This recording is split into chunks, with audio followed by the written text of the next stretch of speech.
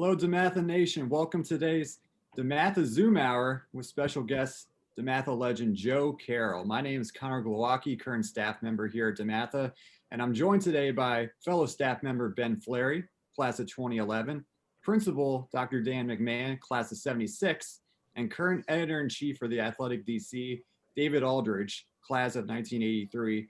Both David and Dr. McMahon had Joe Carroll as a teacher here during their time at DeMatha. Joe taught at DeMatha for 50 years, from 1970 to 2020, and has taught almost every English class at every grade and ability level over the years. Joe served as co-chair of the English department, editor of the Stagline newspaper and the yearbook, director of several Surfois seminars, summer seminars, chess club moderator, and the force behind several different literary magazines at one time or another. Joe was born in Silver Spring and attended St. Bernadette's Catholic School before graduating from Good Counsel in 1962. Joe then graduated from Catholic University of America in 1968 with a degree in English. Joe was inducted into the DeMatha Hall of Fame in 2013, and it's almost impossible to put into words the impact that Joe has had on DeMatha, its faculty and staff, and ultimately every student he has taught or spoken to. I'm sure many, if not all of you on this call, have had the pleasure of having Joe in class at some time or another. With that being said, it's my pleasure to introduce our guest today and legendary faculty member here at DeMatha, Mr. Joe Carroll. So at this point, take out a sheet of paper, prize, and my first question would be, what did Juliet mean by "Wherefore art thou Romeo"? Or, if you want me to rephrase that, "Wherefore art thou Romeo, Juliet, what she mean?" There you go. That's for Tom. Tom Bonda. That's. Well, Joe, as you can see from the laughter on everybody's face, everybody knows that really well. So thanks for Okay. Hot dog style. So Joe, what brought you to DeMatha in the first place back in 1970? Okay. I taught for a year at Mount St. Joseph. Okay. And I took a year off to study. I did graduate courses at Maryland University, and Maryland University shut down because of, I guess, protests in the spring. So I was looking around for something to do. So basically, I just sent a letter of application out to everybody. And I knew what I did. I knew Rocco Manila because he was a friend of my brother's. And so John Moylan called me in, and my interview with him is pretty good. He said, first of all, he said, we can't have another Rocco Manila. Okay, he said first. And the other thing he asked me was whether I could drive a bus. And that was kind of like my introduction to DeMatha. And I tell you the truth, I didn't know much about DeMatha beforehand. I had come over during high school. I came over for some type of religious conference, but DeMatha wasn't big on my radar before that. That's great, Joe. Now you obviously taught at DeMatha for 50 years. So my next question is sort of a two-part question, but kind of what made you stay at DeMatha for 50 years, and what does DeMatha sort of mean to you, and how does it stand out in your opinion and compared to other high schools in the country? Okay, first of all, the great thing about DeMatha is that John and Dan and anyone else, they let you do what you want in the classroom, as long as you're not throwing anybody out the window. Wait a second, that was after race mint. Okay, but they let you do what you want. And everybody, I think it's the acceptance. It's the brotherhood. I mean, the faculty is just like, everybody is so accepting, and the kids are the greatest in the world. Okay, the kids are the greatest in the world. Even though I've had some guys who were really had me in dithers, but the kids were the greatest. I did have my first few years were kind of rough, discipline-wise. It was never great at discipline, but that smoothed out. My mentor was Buck Offit. Buck Offit is the one who really showed me the ropes, and he was the most patient person with me that I ever knew. And he'd always hint stuff. He would never tell me to do what to do. He would give a hint. Doc, you want to go ahead? Yeah, sure. I'm just going to tell a quick story first. So I had Joe Carroll twice at DeMatha as a freshman and a junior, and I was a very bad student, and I got bad grades, but that was not Joe's fault. That was my fault. So when I came back to teach at DeMatha, I was obviously a little embarrassed about that, and Joe, more than anyone, was incredibly kind to me and never held it against me that I had been a bad student. And he was remarkably helpful to me. As I wrote my dissertation, Joe read big parts of it and made huge, enormous, helpful suggestions to it. And I've said that I have always wanted to be as ambitious a reader as Joe has been. And in fact, yesterday he participated in our faculty book exchange, which he has every year that we've had that. So Joe, I do have a couple of questions. So one is, do you have, or did you have favorite texts that you'd like to return to in whatever way you could, whether that fiction or drama or film or lyric poems or anything else? And did you have favorite lessons or favorite projects that you like to do? I was thinking about that yesterday and today, and here's what I thought to myself. Well, it's asking that question is like asking a kid, okay, when you're looking at a playground and saying to the kid, what is your favorite toy on that playground? You like sliding board, or you like the jumping jack, or what do you like? I mean, it's hard really to say, I could go back and say, well, Plato and the Republic, right? I mean, world literature. And I was just engrossed with Plato and the Republic. And I followed that throughout the whole year with other utopias and dystopias, or maybe the Odyssey, and obviously Joseph Campbell's Journey to the Hero, and I followed that for years and years. But then I would get onto a Shakespeare text, where I'd get into Mafuz and the 1001 Arabian Nights, or I got into Chinese literature, the Story of the Stone.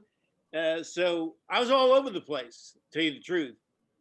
But I think I come back to most of what I do comes back to the Journey to the Hero. And even in ninth grade with what is it, the Journey story in ninth grade? Le Guin. Wizard of Earthsea. Wizard of Earthsea. Yeah. Yep. So the fact of the matter is, I remember one year where I had 4 different levels of classes, and 4 different levels of classes doing different literature, but the outline would be the Journey of the Hero for everyone. So I was able to apply the Journey of the Hero to every one of these classes that I was doing. So That's where I'm coming from. Thanks, Joe. I hope that's enough for you. That's great. Hey, Mr. Carroll, I have a brief story too. I got there in 1980 as a 10th grader because I transferred in. And I had Mr. Carroll for 2 years, 11th, junior and senior year, and really got to know him because he was the advisor to the Stag Line, which is when I started realizing I like journalism. And he got me and Joe Colella to kind of work on the Stag Line and keep it going sometimes. But I remember the first time I went in for a meeting, they had the list, the list of the editors and the writers and the photographers and everything, the staff box, right? And you go down the staff box, and at the end of the staff box, the last name, it said Joe Carroll, and it said Avatar. And I said, I don't know what is an avatar? Was that like a special editor or something? And the great late John Buck, who was the one who got me involved in the paper the first time, said, you should look it up. And I looked up Avatar, and I looked up the definition, and it said godlike figure. And I thought, yeah, that's about right. That's about right. So here's my question. It was always a two-way street between you and the students over the years, but I was a student. We were all students. So our feeling about you is going our way. I wondered how you kind of came to grips with the fact that everybody learns differently and at a different level.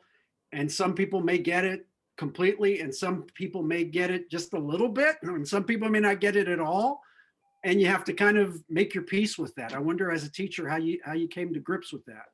Well, it was a long process. I've had my years of strict grading. I've had my years of loose grading. And I would say that my feeling was that everybody got, what I've been told is that even guys who did not say, quote unquote, pass for the year, they still learned something. Okay. And my great example of that, and I hate to bring him out, but I had this one guy who, at the end of the year, I told him, we have a great reading list for summer. You'll really enjoy this. And he was yeah, you think so? I said, guess what? He's writing right now. He's a newspaper reporter right now. And I've been talking to him over the years, but that's the kind of thing that, where guys are right now is like, you might have a guy scratching his head right now, and in 10 years he's a obstetrician, or he's a doctor, right? Yeah. But it takes a while to catch on to stuff like that. Right. Oh, that's great. Well, I appreciate you, Mr. Carroll. I mean, I've told people you're the reason I got into journalism. You're the guy that started me on the path. I thought you were printing your own little. Nope. No, I didn't have my own printing press at home. I'm not Gutenberg, for goodness sake. No. Yeah. Oh well, we've had the journalists go on to be some fantastic writers. We had a lot of fun too. We did. Wait, was that in the house? Yes, that was in the house. That was the house, the great house. It sure was. Yeah. Well, Joe, that's great. And as Ben mentioned earlier, we now like to open the floor up to questions for anybody in the audience to ask a question to Mr. Carroll. And as Ben mentioned earlier, we're doing things a little bit different this time. So in the chat on the side, indicate if you can include your name and your year. We'll say that person has a question, and then you can unmute your mic and ask your question to Mr. Carroll. While we're waiting for that, Joe, I wanted to ask you, is there, and this could be kind of a loaded question since you were able to be at DeMatha for such a long time. Is there a favorite memory either in the classroom or somewhere, something on campus that sticks out to you? Several. And Tom Ponton knows about this. The time I was given a quiz, and God bless her soul, was it Lou Dutton? Kept knocking on the door, and she kept knocking on the door, and I was given a quiz, and she finally came in and said, "Mr. Carroll, there's cows in the pumpkin patch," which was a message from home. What I was supposed to do about that, I don't know, being I was in class, but that's one of my interesting memories. There was a time when I had for 6 months, I had a little bit of dizziness, vertigo. And I came into class one day, and you know how vertigo works? You're walking down a aisle, and all of a sudden, bang, you're just dizzy, right? Now, this is an inner ear infection. So one day I walked into class, and it hit me, vertigo. And I sat down in my chair. I pointed to a student. I said, "Put the film in the video." And then I kept my head as still as anything.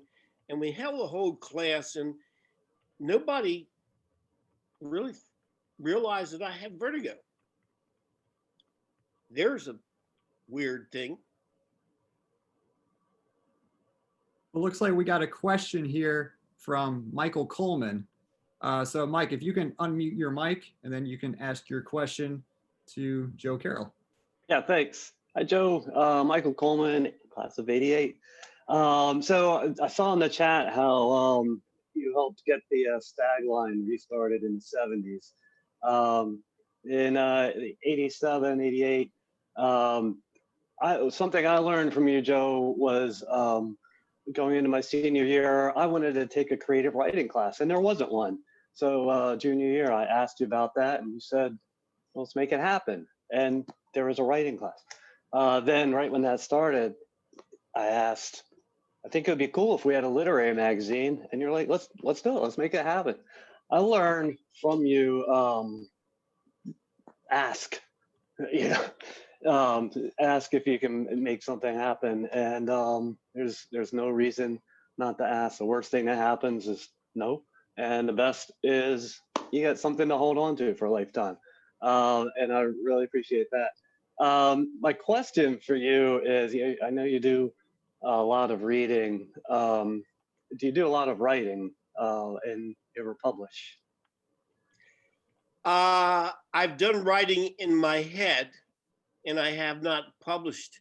That is something that definitely is in the works for the future, but it's nothing written down. I dabbled years ago. And I did not publish. And you never can tell. With all this free time, something might happen. And I remember that magazine, and like where we discussed the Muse, that the Muse was real. Right. Right. By the way, I've read your wife's book. It's a neat book too. And hope to get to that Poe Museum too. I hope so. Let's see you there. All But right. yeah, the Night Stalker? Night Walker. Night Walker. Yeah. Yeah, very, very scary stuff. Cool. And then also, is there what else are you reading? Is there anything that you're excited about that you've read that's I'm reading right now. I'm reading classics. Okay. I've just ordered the Song of Achilles by Ann Miller. I've got Dr. Zhivago open. I've got Cervantes open. I've got about 4 or 5 books that I'm reading back and forth. If I get into one, I'll read it for a little while, then set it down, read something else. But I'm going back to old classics now since I have the time. Great, Joe. So before I get into the next question, I think Todd Sanzone had a similar question about what you're currently reading, but we answered that. Real quick, Ted Jeffries just kind of had a comment, and this is from Tim Breen, circa 1987. He says, it's been said that there have been three great JCs in the history of the world. He says Jesus Christ, Julius Caesar, and Joe Carroll are the three great JCs. Ted is one of the great TJs. I wanted to ask you, Joe, I've heard about this story, but I heard that you had a Chesapeake Bay swim. Just kind of wanted to ask about that and how that went. I did pretty well. I got, let me see, 2 hours and 15 minutes. About halfway through the group. I did it a couple of times. That was in my athletic days. I practiced for a while. I'd swim for a couple miles every day, and they let us go. Like 100 people jumped in at once, and you had to swim between the bridges. Okay, and of course the super duper guy at the front did it in 25 minutes, but 2 hours and 15 minutes, I felt pretty good about myself. That's like 2 miles an hour. But you know, you get the waves in one way, help you out a little bit. Joe, That was my super athletic days. Joe, I actually was into long ocean swimming for a while. I went up to the Chop Tank River and swam that. And then I was down at Outer Banks and swam the coast for like 3 or 4 miles, keeping my eye out for sharks, of course. Joe, it looks like we got a question from Nick Lenardi. So Nick, free to unmute your mic and ask Joe a question. Hey, Mr. Carroll. So I class of 2008. I know you obviously being at DeMatha for as long as you were, you taught a lot of current faculty and staff, and I'm just wondering if you have any funny or interesting memories or stories or anything about any of your old students who are now teachers.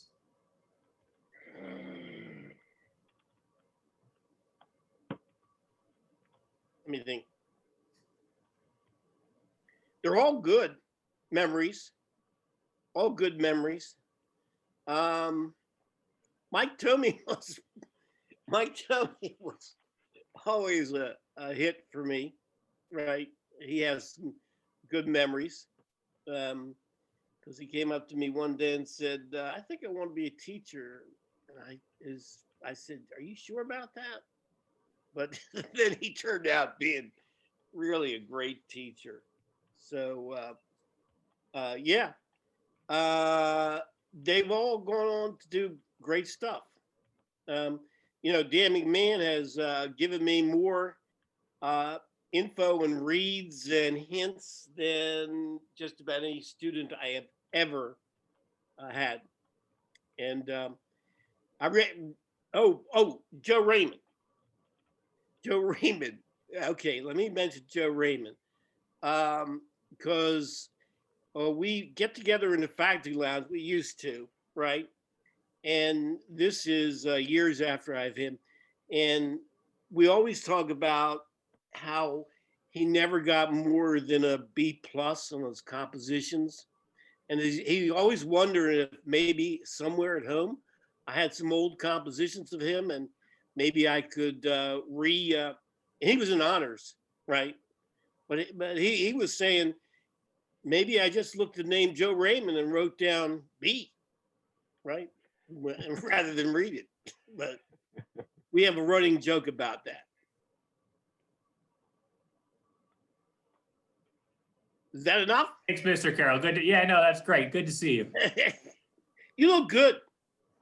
Thank you. You too. Yeah. Great. Dave, you want to go next? Yeah, sure. I just, how'd you come up with the pop quiz? Because it was just the bane of so many of our existence. How did that come up? How did you say, I'm going to use this relentlessly? Well, probably from Buck Offit, who did the same thing. And then he came up to me and he said one day, he said, Joe, I hope you're not giving, for people who don't take quizzes or miss the day, you're not giving them a 0, are you? And so Buck Offit is the one who kind of mentored me in that. But I would have the questions all in my mind ahead of time, right?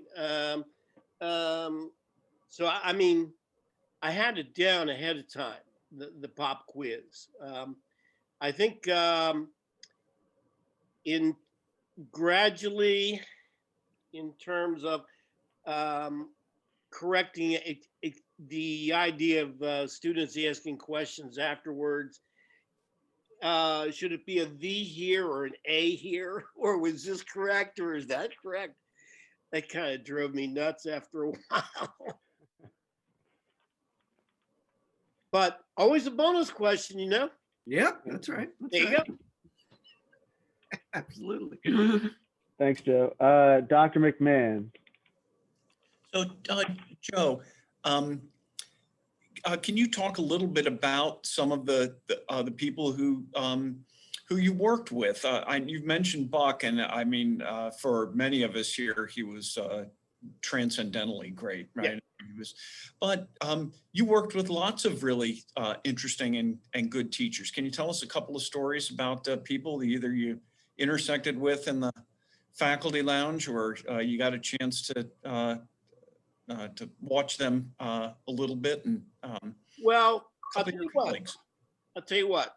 And this is my belief is that what you have now with Sam Holler and John McConnell, like and Paul Clark, basically they've transformed. I hate to say the English department is the best department out there, but they basically have brought their A game, really.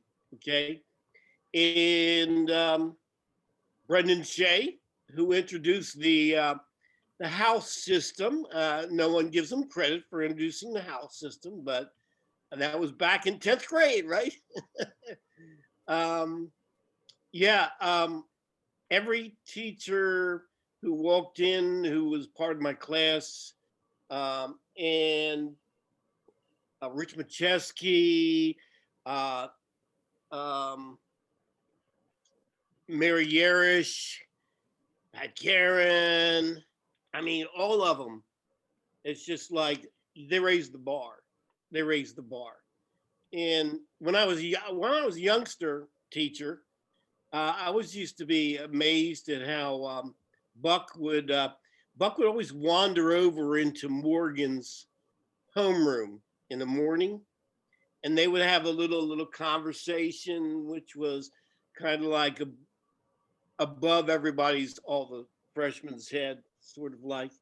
But yeah, they were all great models. To tell you the truth, Reeves, impressed with him, and everybody. Joe, we got a question from Ted Jeffries. Ted, feel free to unmute your mic. Joe Carroll, Ted Jeffries, class of 1988. You've accomplished so much at DeMatha during your time there, 50 years. Is there something that you can point to that you feel, maybe not a sense of regret, but wish that you were able to do that you weren't not able to accomplish during your time?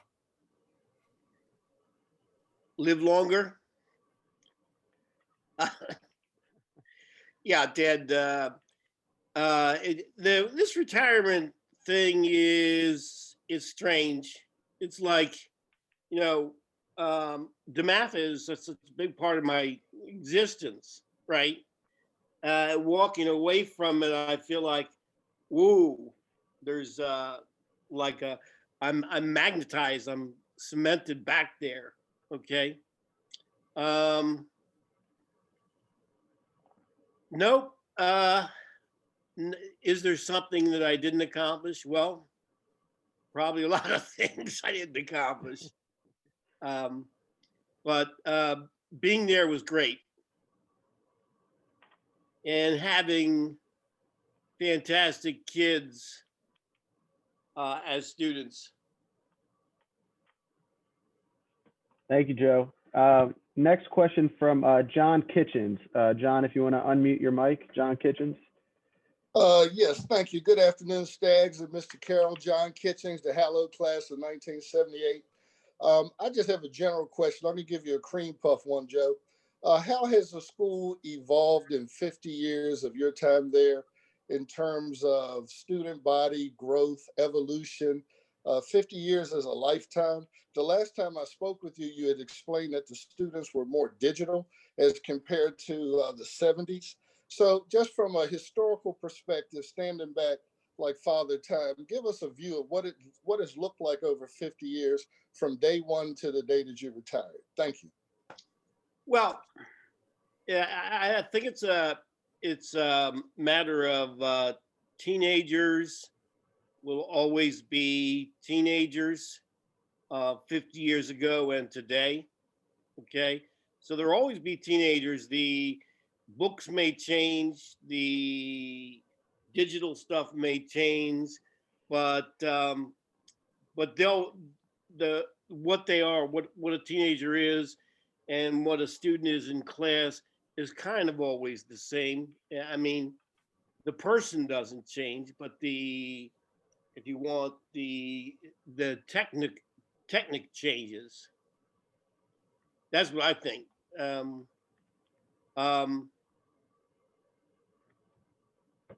think we're like, we've always been good natured, right? Students have always, let me see, seen the better side of things. And I think they still do. I'm really impressed. Hey, Joe, can I follow up on that real quickly? When I first started teaching and I wanted to show a movie, I had to write away to a company, would send it in a cardboard box, and it came with a splice kit and had to be mounted. I mean, it cost a lot of money. It was super expensive.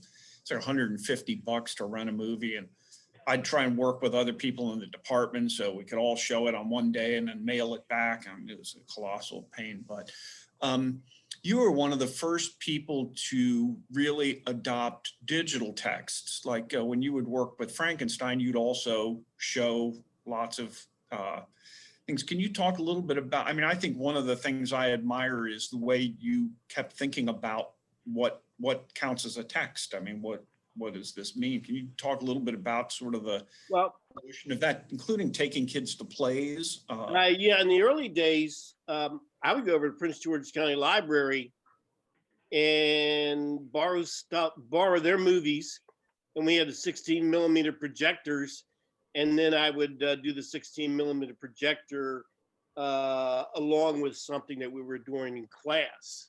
Okay. I got to the point where I was, kids would ask me for extra credit, and I would send them out to plays.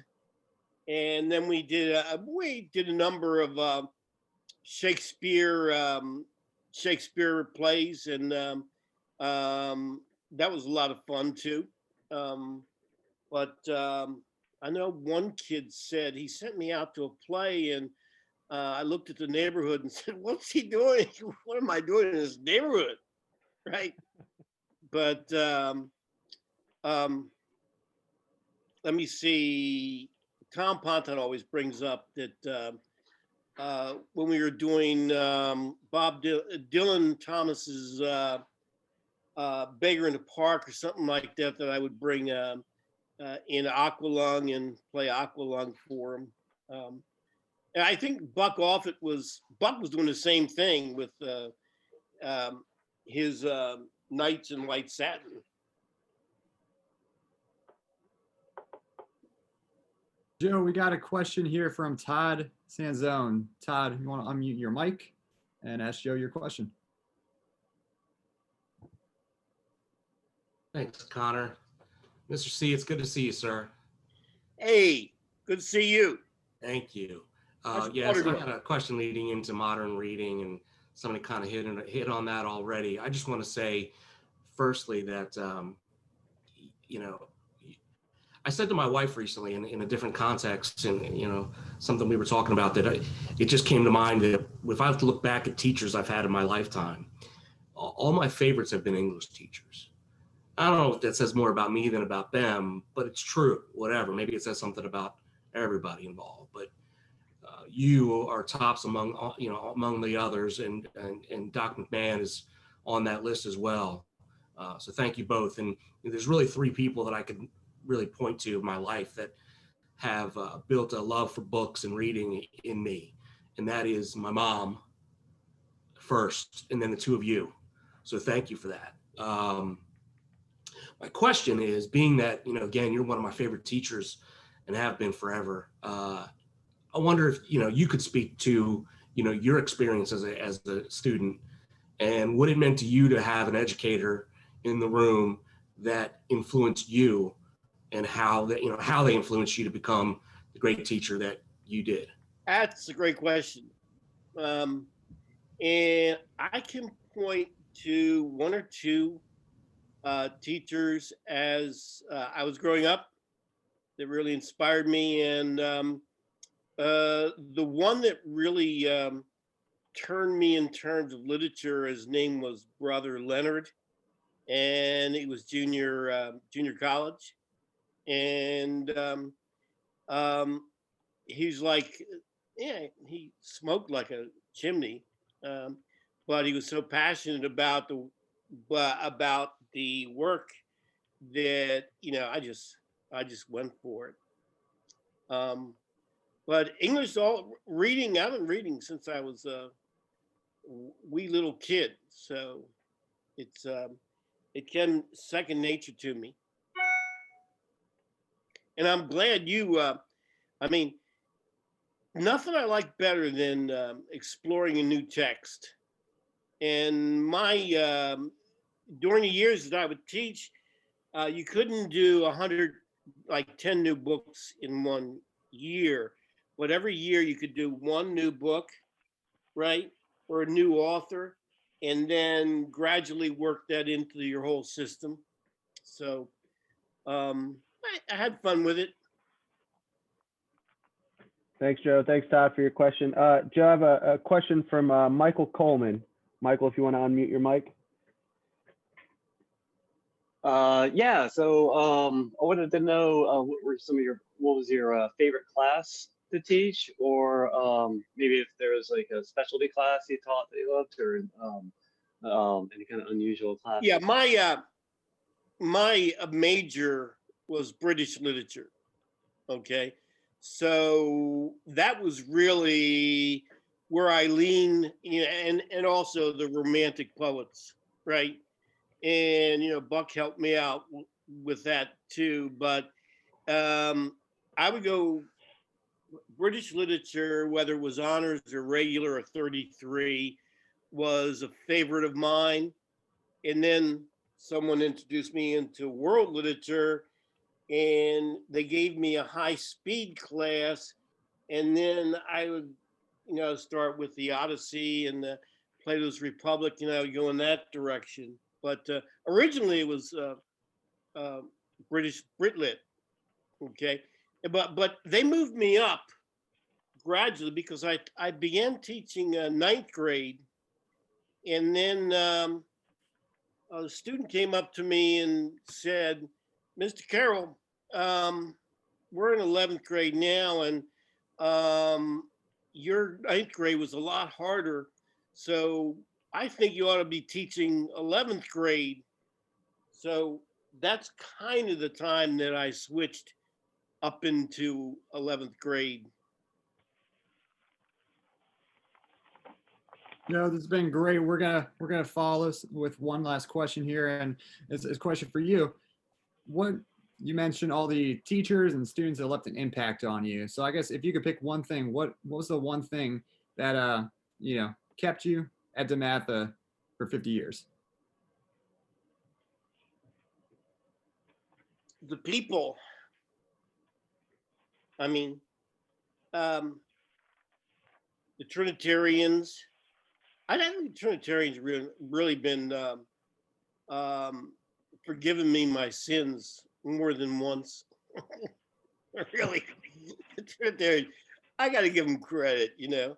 I mean, the St. John DeMatha Day, but they've really been kind of lenient with me. I mean, they probably could have kicked my butt out a long time ago. But and then John Moreland. I mean, John Moreland was really fantastic as a leader in terms of letting you do what you wanted to do, right? Buck off it, and then you get to the newer people run by Dan McMahon, and we take another step up. So the experience has been positive with all the teachers and kids, and you know, even if I walked into class one day and all the desks were turned around backwards, which happened a couple of times, right? I knew that was in good fun. Joe, Great. Stuff like that doesn't happen, you know. I mean, nobody's going to get angry at that when you come in and all your desks are turned in the opposite direction. I mean, maybe you shouldn't have taken a break. Great, Joe. Well, thank you. Thank you so much. And thank you to Dan McMahon and to Dave Aldridge. I thank you guys. Before I give it to Connor Glowacki for the conclusion, as part of my job, obviously in the advancement office, we would like to ask for your support for the Fund for DeMatha that went out in the mail in October. It's part of our school mission for educating faith-filled gentlemen and scholars. So you can always give online at www.dematha.org. So just wanted to throw my plug in there. And then Connor, if you want to take us for the conclusion. Yeah, Joe, thanks again for joining us. And thank you all for hopping on another DeMatha Zoom hour. Great time. And Joe, I hope you know, I think all the stories and all the lessons have showed the impact that you left at DeMatha. Well, I thank you all for your great respect. And I love you all. Love the whole school. Love all the teachers and students. Well, Joe, thanks again. Hopefully we can get you back on campus soon. And thanks again for everybody for attending, and hope everyone has a Merry Christmas and Happy Holiday season. Thanks again, everybody. Hey, Merry Christmas. Thank you, Joe. You are the man.